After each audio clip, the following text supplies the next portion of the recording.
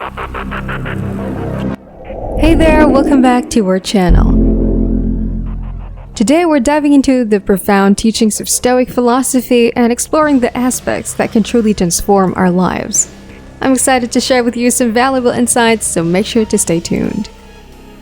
You know, in our fast-paced world, there's this pervasive belief that we need to respond to everything in real time, that we must stay on top of everything. But let me tell you a secret. This approach not only hampers our productivity, but it also paves the way for misery. That's where Stoicism comes in. Summarizing the essence of this ancient philosophy, Epictetus emphasizes the importance of persisting and resisting. It's about discerning the things we should continue doing, the things we should persevere in, and the things we should stop doing, the things we should resist.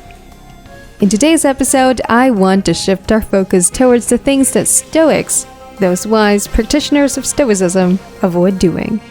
These are the behaviors and habits that we can learn from, incorporate into our own lives, and ultimately find greater peace and fulfillment. So without further ado, let's explore the things Stoics don't do. Number 1. Don't fear change. In general, Stoics focus on overcoming fear, particularly the fear of change. According to Mark Aurelius, change is the origin of all things. Every positive experience we've had in our lives has stemmed from change. Stoics embrace change because they are mentally prepared and confident in their ability to handle whatever comes in their way. In Mark Aurelius, in Meditation, he ponders, "What will I do about tomorrow?" His response is to face it with the same resilience and tools he employed today. Understanding one's capabilities and capacity enables Stoics to confront change without fear. Stoicism's concept of indifference does not imply a lack of concern, but rather a state of being content regardless of the outcome. Through thorough preparation, Stoics do not rely on external circumstances to dictate their well-being. They don't require specific conditions to be met or have preferences about how things unfold. Whether it's a rainy or beautiful day, hot or cold weather, or even how others perceive them, Stoics remain steadfast because they know their responsibilities and possesses the resilience to adapt to any situation. Therefore, Stoics do not fear change and do not hold strong preferences because they have the capacity to navigate and triumph over any challenge life presents. Number 2. Don't sweat the small stuff. Every day, numerous events and situations unfold, demanding our attention. However, the truth is that most of these occurrences hold little significance, right? According to Marcus, it's wiser not to invest excessive attention in trivial matters. Essentially, it's about not getting worked up over minor issues, particularly those that are beyond your control, those that don't contribute to your desired life path, and those that divert your focus from what truly matters. We discussed this concept in a previous video, emphasizing that you don't have to form an opinion about every little thing. It doesn't even have to register on your radar. You have the power to disregard it and maintain your focus on what holds true importance. You can question yourself asking, is this crucial? Does it genuinely matter? And if the answer is no, what should you do? Simply ignore it. Number 3. Don't value others' opinions above your own. When faced with criticism, I follow a practice inspired by Marcus.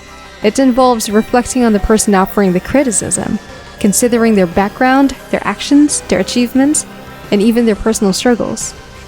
Through this exercise, I realized that the opinion of this individual, which I was initially inclined to give excessive importance to, is actually of little value and holds no weight compared to my own self-evaluation and assessment of my work. Number 4. Don't seek revenge. A Stoic individual doesn't seek retaliation.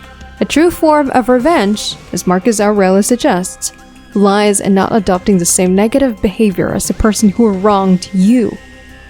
Even in the face of coups, false accusations, and constant attacks, the Stoics' approach remains unchanged.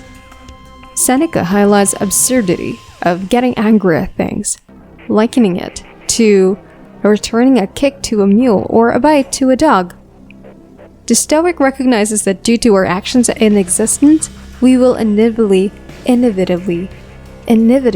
face criticism and harm from others. However, what a Stoic refrain from doing, and what we must also learn to abandon, is the desire for revenge. The need to retaliate or exact revenge upon those who have wronged us. Instead, the Stoic realizes that they are unharmed and will continue to be fine. They possess the ability to let go and move on from such experiences. Number 5. Don't start from behind. Upon waking up, many people immediately reach for their phones and engage in activities such as checking text messages and emails. In doing so, they inadvertently place themselves on someone else's agenda, allowing external factors to dictate the course of their day. The contentment of their day is then contingent upon the tweets, messages, and latest news they encounter. This way of living is far from ideal. Marcus Aurelius encourages us to break free from this pattern of being manipulated like puppets. Instead, he advises us to slow down and regain control over our mornings and the information we allow into our lives.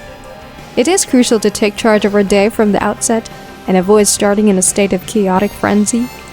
By doing so, we can assert control and ensure that external influences do not determine the quality of our day or ultimately the quality of our lives. Number 6. Don't be so reachable. There's a fascinating anecdote involving Napoleon, who famously practiced a unique approach to handling his mail. He would deliberately wait 3 weeks before reading it, understanding that many issues tend to resolve themselves without immediate intervention. By avoiding constant checking and maintaining excessive accessibility, he avoided unnecessary involvement in matters that didn't require his attention. This strategy of delaying responses and not being constantly reachable is something that figures like Marcus Aurelius, Epictetus, and Seneca might have also employed. It's essential to recognize that the notion of promptly addressing everything in real time, of constantly staying on top of everything, not only hampers productivity, but also leads to a state of unhappiness. To counteract this, we must be willing to accept that we don't need to know every detail happening around us and limit our accessibility so that others cannot interrupt or focus whenever they please. Taking a cue from Napoleon's wisdom, we should consider keeping our phones in another room while we sleep or engaging in important tasks, ensuring we are readily available to be reached at all times. Number 7. Don't have an opinion. You don't need to allow this to affect you. You always have the choice to remain neutral and have no opinion on the matter. He suggests that you simply release it, allowing it to pass like clouds, as described in Buddhist teachings about thoughts. There's no obligation for you to internalize it or allow it to cause harm. It isn't necessary for you to become agitated or worked up. You have the freedom to refrain from responding and instead let it go. I want to assure you that you don't have to allow this to affect you. You can simply let it go. Number 8. Don't look for outside approval. According to Epictetus, seeking approval from external sources is a form of settling. It means surrendering your happiness and autonomy, which is a fundamental concept in Stoicism when we consider what we can and cannot control. It's not up to others to determine how you should evaluate yourself, whether it's measuring your progress, success, wealth, or any other aspect of your life. By seeking approval externally, you are essentially handing over the reins of your life to others. While it may feel great when people celebrate and validate you, what happens when circumstances change? What if the crowd's judgment is flawed? What if the values upheld by society do not align with what truly matters? Epictetus advises looking inward instead. It involves establishing your own standards and personal criteria for what holds significance to you.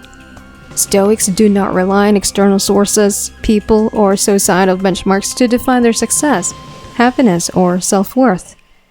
Instead, they find these internal measures within themselves. Thank you so much for joining us on this insightful journey into Stoic philosophy and exploring the things that Stoics don't do.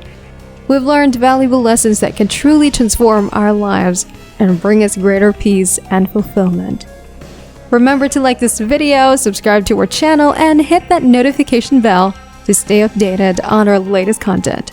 Until next time, stay stoic and embrace the power within you.